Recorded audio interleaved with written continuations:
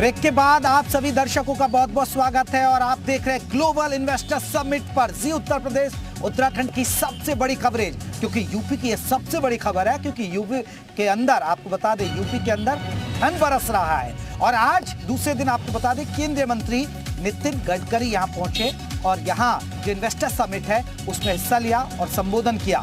और यहां उन्होंने सीएम योगी की जमकर तारीफ की। उन्होंने कहा कि सीएम योगी के नेतृत्व में यूपी बदल रहा है और इसलिए यहां निवेशक दौड़कर चले आ रहे हैं। से ये ग्लोबल इन्वेस्टर्स को यहाँ बुलाकर उत्तर प्रदेश को देश का विकसनशील राज्य बनाने का जो सपना योगी जी का है, उस दृष्टि से उनका ये जो प्रयास है वो बहुत अप्रोप्रिएट हाईवे पे चल रहा है।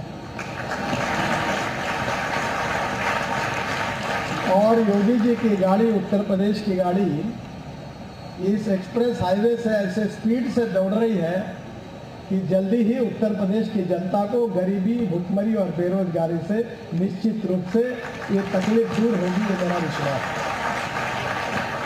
और मेरे मन में इसकी विशेष रूप से खुशी है कि योगी जी ने इस इनिशिएटिव को लिया। चलिए, हमारे साथ हमारे तमाम संवाददाता जुड़े हुए हैं। अजीत हमारे साथ जुड़े हुए हैं, आपको बता दें विशाल हमारे साथ जुड़े हैं, मयूर हमारे साथ जुड़े हुए हैं। विशाल का रुख कर लेते हैं। विशाल, किस तरह के, जिस तरह आप विधानसभा के बाहर थे और लोगों से बात कर रहे हैं, अति उत्साहित थे और तमाम जो केंद्रीय मंत्री भी आ रहे हैं वो सीएम योगी की जमकर तारीफ कर रहे हैं। देखिए, बिल्कुल निश्चित तौर पर तमाम जो केंद्रीय मंत्री आ रहे हैं, इन्वेस्टर्स आ रहे हैं, वो उत्तर प्रदेश में लॉ एंड ऑर्डर को लेकर जो है तारीफ करते नजर आ रहे हैं। और लॉ एंड ऑर्डर की चूँकि हम बात भी कर रहे थे तो हमारे साथ महिला उद्यमी भी हैं, उनसे भी हम चूँकि बात कर ले रहे हैं। मैम, क्या कुछ बदलाव देख रही हैं? क्योंकि देखिए, अगर हम 2018 की बात करते हैं तो 4 लाख करोड़ और अब 2023 की बात करें तो हम 33 लाख करोड़ और अभी भी लगातार AMUs हो रहे हैं। लॉ एंड ऑर्डर की अगर हम बात करें तो इतना सेफ है विमेन के लिए भी निकलना भी, काम करना भी। और जो अपॉर्चुनिटीज़ हमें मिली है, ये गेटवे टू अपॉर्चुनिटीज़ है जो हमें अपॉर्चुनिटीज़ मिली हैं। तो एक उत्तर प्रदेश के नागरिक होने के नाते मैं इतना कहूँगी कि उस अपॉर्चुनिटी को हमें यूटिलाइज़ करना है और अपने को इतना आत्मनिर्भर बनाना है कि हमें कोई भी मेडिकल इक्विपमेंट के लिए या किसी का भी मुंह ना देखना पड़े। कल को हम खुद अपने यहाँ उसको बनाए ताकि हमें कोई भी डिवाइस भी, मेडिकल डिवाइसेस भी, कुछ भी इंपोर्ट भी ना करना पड़े और हम खुद भी आत्मनिर्भर बने। सर, कैसा चेंज देख रहे हैं? 2018 की बात हम कर रहे थे और 2023 एक बड़ा डिफरेंस है, लेकिन 4 लाख करोड़ और आप 33 लाख करोड़ की बात हम उसको क्रॉस करने की तैयारी भी कर रहे हैं। जिस तरीके से इन्वेस्टमेंट आया है, इन्वेस्टमेंट बढ़ा है, हम सभी जानते हैं हिंदुस्तान में पहले भी मेडिकल टूरिज़्म काफ़ी आगे रहा है, लेकिन उसका लाभ उत्तर प्रदेश को नहीं मिल पाता था। कहीं ना कहीं इसके लिए हमारा हेल्थ इंफ्रास्ट्रक्चर तैयार नहीं था, लेकिन जिस तरीके का इन्वेस्टमेंट हमारे हेल्थ इंफ्रास्ट्रक्चर पे भी हो रहा है उसका काफ़ी लाभ उत्तर प्रदेश को भी अब मिलने वाला है। देखिए, रियल इस्टेट एक बड़ा फैक्टर था और कहा जाता था कि रियल इस्टेट में गुंडे माफिया जो है वो एक्सटॉर्शन करते थे। एक लगातार जो है कोविड काल में भी रियल इस्टेट काफ़ी डाउन हुआ। तो कैसा अब जो चूँकि नया सबसे ज़्यादा इन्वेस्टमेंट ये हुआ है? नहीं, अगर हम लोग बात करें रियल इस्टेट की बात करें तो रियल इस्टेट में बहुत ज़्यादा ही ट्रांसपेरेंट हो गया है रियल इस्टेट इंडस्ट्री। और जो लॉ एंड ऑर्डर की आप बात कर रहे हैं वो जो कंट्रोल हुआ उससे भी बहुत सारी अपॉर्चुनिटीज या FDI फंडेड कंपनीज आ रही हैं या बाहर से इन्वेस्टर्स आ रहे हैं। उत्तर प्रदेश और लखनऊ में बहुत सारे इन्वेस्टमेंट आ रहे हैं। जैसा कि आप सुनते आ रहे हैं कि अब उत्तम प्रदेश बनने की तरफ हम लोग अग्रसर हो रहे हैं। तो इस प्रॉस्पेक्ट से भी आप एक अच्छा देख रहे हैं कि हमारा प्रदेश इंफ्रास्ट्रक्चर को लेके, लॉ एंड ऑर्डर को लेके, इन्वेस्टमेंट को लेके या ऑल ओवर सराउंडिंग डेवलपमेंट की अगर आप बात करें तो आपको बहुत सारे डेवलपमेंट, बहुत सारे हाईवेज, बहुत सारे नए international ports, airports Uttar Pradesh में आ चुकी है। जो आप देखेंगे अभी लीडिंग उत्तर प्रदेश है इंटरनेशनल एयरपोर्ट के बिल्कुल। विशाल आपके पास लौट रहे, विशाल आपके पास लौट रहे और हमारे और भी सहयोगी है, मयूर भी है और हमारे साथ नितेश भी है। मैं पहले जल्दी से अपडेट ले लेता हूँ कि मयूर, अभी ड्रोन शो होना है, ड्रोन शो को लेकर क्या अपडेट है? कल जब ड्रोन शो हुआ तो वाकई में भव्यता ग्लोबल इन्वेस्टर समिट की और ज्यादा बढ़ गई। नहीं, अभी मुश्किल से 2 मिनट पहले ही ड्रोन शो खत्म हो चुका है। 10 से 12 मिनट का ये ड्रोन शो रोज हो रहा है। कल भी यहाँ पर इसी समय हुआ था, आज भी इसको देखने के लिए बड़ी संख्या में लोग यहाँ पर एकत्रित हुए थे। लेकिन अभी हमारे साथ तमाम जो है इन्वेस्टर्स हैं जिन्होंने अपना स्टार्टअप किया है। लेकिन मैम, अगर उम्र की बात करें तो मायने नहीं रखती, किसी भी उम्र में आप कोई भी जो है उद्योग लगा के शुरू कर सकते हैं। आपका क्या है, आप किस चीज़ के लिए यहाँ पर पहुँचे? मुख्यमंत्री जी ने एक बहुत अच्छी योजना का शुभारंभ किया है जिसे निराश्रित गौवंश योजना के नाम से जाना जाता है, जिसमें प्रति गौवंश 30 रुपए दिया जाता है। पीपीडी मॉडल के तहत हम लोगों ने वो योजना ली है और हम लोग 750 गौवंश रखे हुए हैं। देखिए वो पीपीपी जो मॉडल है उसके तहत तो पहले गोबर से बने हुए जो चीज़ें हैं वो उनका उत्पादन ये करते हैं। और भी हमारे साथ लोग जाना चाहेंगे, आप कहाँ से हैं भाई साहब? जी हम चंदौली वाराणसी से आए हुए हैं। वाराणसी से हैं, क्या क्या करने पहुँचे हैं? जी बायोफ्यूल्स का प्रोजेक्ट हम लोग लगा रहे हैं, जो कि 50 करोड़ का एमओयू हमारा साइन हुआ है चंदौली क्षेत्र के लिए।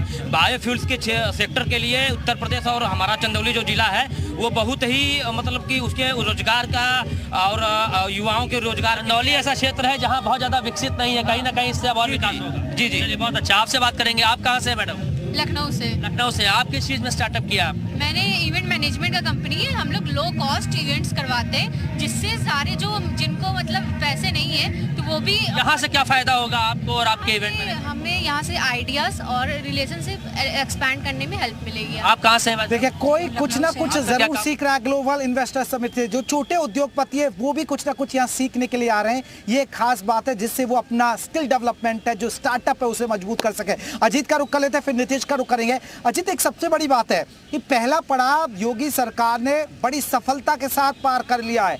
यानी अभी तो देखिए कल पता चल जाएगा कि आंकड़े क्या रहते हैं समापन पर, लेकिन जो नेक्स्ट पड़ाव होगा वो सरकार के लिए चुनौतीपूर्ण भरा होगा कि वो धरातल पर कैसे उतरे और कैसी तैयारी है और ग्राउंड पर की जमीन मुहैया कराना, चीजें मुहैया कराना अब सरकार के लिए एक बड़ी कसरत है। ये कसरत होगी या हो चुकी है अभी? अजीत